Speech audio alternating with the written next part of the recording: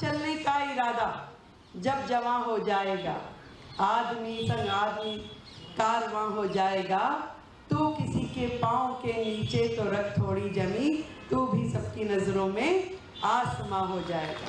लोगों के लिए तो अपने माँ बाप भारी हो जाते हैं, वो उनको समझाते रहते हैं कि आपको नहीं पता, चुप बैठिए, आपको नहीं पता। तो मैं चाहूंगी इतनी हल्की तालियों में काम नहीं चलेगा। अगर खुश हो रेखा के मुख्यमंत्री बनने से तो एक बार जोरदार तालियां आदरणीय राज जी के साथ होनी चाहिए। सच में एक अलग माहौल है, एक अलग कालखंड का शुरुआत हुई है, जहां एक पार्टी से जुड़ा हुआ साधारण व्यक्ति भी, साधारण कार्यकर्ता को भी शीर्ष पद तक जाने का मौका मिल सकता है। वो स्वप्न नहीं, यथार्थ रूप में हम सब देख सकते हैं। उसका एक उदाहरण आप सबके बीच में रेखा गुप्ता के रूप में है। मैं यहाँ बैठी हुई पीछे तक के अपने साथियों के चेहरे देख रही थी। हर एक के चेहरे पे एक मुस्कुराहट, एक खुशी है। आज बधाई देती हूँ अपनी भारतीय जनता पार्टी के शीर्ष नेतृत्व को कि जिनके कारण से आज दिल्ली भर में और देश भर में मेरे साथियों के, कार्यकर्ता साथियों के चेहरों पे वो मुस्कुराहट है। उन्हें लगता है कि दिल्ली के मुख्यमंत्री वो स्वयं बन गए हैं। और रवि जी, जिन्होंने हम सबको धीरे धीरे करके चौपाल के इस बड़े प्रोजेक्ट के साथ जोड़ा, मैं ध्यान करती हूँ आदरणीय मदन दास जी को, आदरणीय भोलानाथ जी को। केदारनाथ जी और मदन दास जी के साथ काम करने का मुझे मौका नहीं मिला, पर भोलानाथ जी और रवि जी लगातार, हाँ भाई रेखा अगला प्रोग्राम कब है, तो 2-3 प्रोग्राम मेरे यहाँ हुए, पर वो एक्सरे स्कैनर पे जैसे अगली बार फिर जैसे अभी तालियां बजवा दी ना सबकी कि खत्री जी ये करेंगे, प्रमोद जी ये करेंगे, भाटिया जी ये करेंगे, तो ऐसे वो खोजते रहते थे कि अगला कार्यक्रम कब और कैसे होने वाला है, तो एक कार्यक्रम के तुरंत बाद अगला हो, इसकी चिंता उन्हें रहती थी।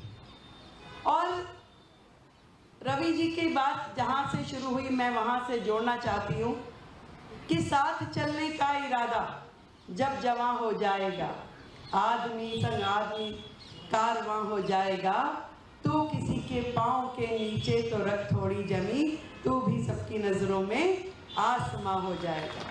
तो ऐसे 45,000 बहनों को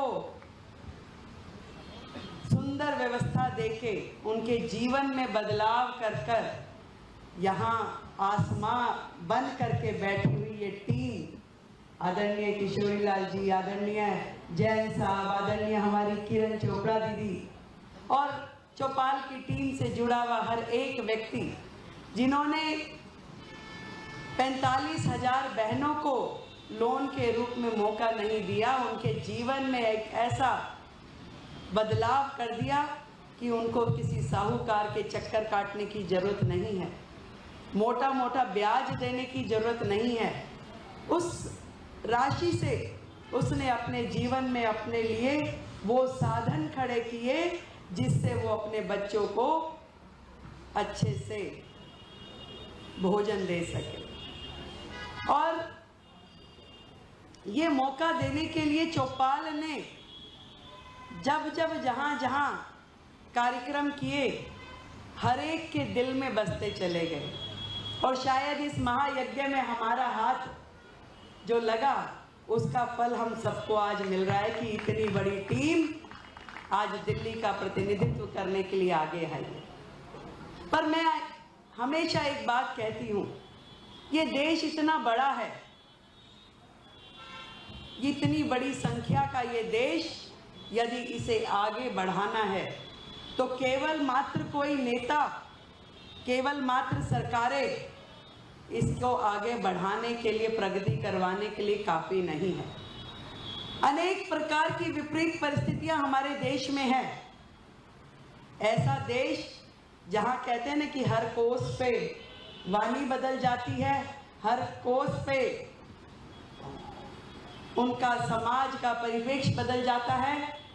तो ऐसे देश में यदि प्रगति की राह पे चलना है तो 140 करोड़ लोगों को अपने लिए एक एक काम चुनना होगा।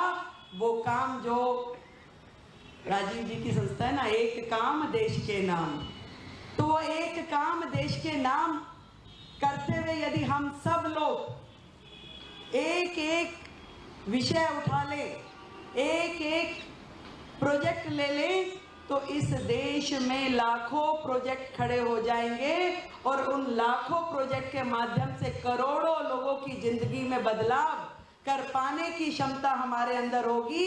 तो इस चौपाल जैसे भव्य प्रोजेक्ट को मैं बहुत बहुत साधुवाद देती हूँ कि आपके माध्यम से जिस तरीके से पूरे देश में एक बड़ा संदेश गया है, ऐसा ही काम हम सबको करना चाहिए और खुद ना कर सकें तो कम से कम चौपाल से जुड़े रहना चाहिए।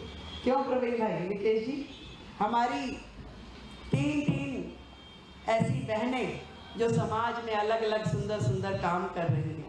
किरण दीदी को तो सब जानते ही हैं, अपने आप में एक उदाहरण है, एक शख्सियत है जिन्होंने बुजुर्ग लोगों के लिए वो प्रोजेक्ट शुरू कर दिया जो किसी की सोच में नहीं था। लोगों के लिए तो अपने माँ बाप भारी हो जाते हैं, वो उनको समझाते रहते हैं कि आपको नहीं पता, चुप बैठिए, आपको नहीं पता। परंतु किरण दीदी ने हजारों बुजुर्गों की बेटी बन के जो काम किया, मैं चाहूँगी कि एक बार जोरदार तालियां किरण जी के लिए। और मेरी दोनों बहुत ही प्रिय बहनें कमलजीत जी और बांसुरी जी इतना सुंदर काम कर रही हैं समाज में, हर जगह उपस्थित रह करके मुस्कुराते हुए। जो संगठन ने उनके जिम्मे काम लगाया, जब लगाया, कहीं से भी किंचित मात्र ये एहसास नहीं होता कि भाई सांसद है, थोड़ा दूरी बना के रखिए। और यही मुझे लगता है कि मैं भी यही सोच रही थी, अभी नई मुख्यमंत्री हुई, बहुत सारा प्रोटोकॉल पता नहीं है, तो मैं आई तो ये कुर्सियां लगी हुई थी। मैंने कहा चौपाल के कार्यक्रम में बड़ी सुंदर सुंदर कुर्सियां लगी है। अभी ताजा उदाहरण है, चुनाव हुआ तो मेरे चुनाव में 4 मुख्यमंत्री आए, तो वो प्रोटोकॉल में आता था जी कुर्सी लगेगी बढ़िया वाली, हल्की कुर्सी नहीं लगनी, पानी की बोतल होगी, गिलास होगा। मुझे लगा कि मेरे लिए कुर्सी लगी है। बाद में ध्यान आया मनोज तिवारी जी के ड्राइंग रूम में से कुर्सियां उठा के सब यहीं ले आए। तो हम सब वो कार्यकर्ता हैं और कार्यकर्ता भाव से ही दिल्ली हमारे लिए एक चैलेंज है, एक मिशन है और मिशन मोड पे ही हमें काम करना है। जनता के बीच में रह के जनता का विकास, विकसित दिल्ली जिसका स्वप्न आदरणीय नरेंद्र मोदी जी ने देखा है। मैं हमेशा सबको, जिस दिन से मुझे ये जिम्मेवारी मिली है, एक एक व्यक्ति को ये कहती हूँ कि हमारा जो मिशन है, लोग पूछते हैं कि जी आपका क्या प्रोजेक्ट है, 100 डेज का एजेंडा क्या है, क्या काम करेंगे, क्या सोच रहे हैं। 2 ही बातें मैंने कही, एक जो दिल्ली से हमारी कमिटमेंट्स है वो पूरा करना मेरा एजेंडा है, और दूसरा मोदी जी का विकसित दिल्ली का जो सपना है उसे साकार करना हमारा प्लान है। इसी के ऊपर हमें काम करना है। और सच मानिए कि विकसित दिल्ली के लिए चौपाल की भूमिका एक अहम भूमिका है, क्योंकि जब तक गरीब व्यक्ति का हाथ पकड़कर हम अपने साथ खड़ा नहीं करेंगे तब तक ये समाज तरक्की नहीं कर सकता।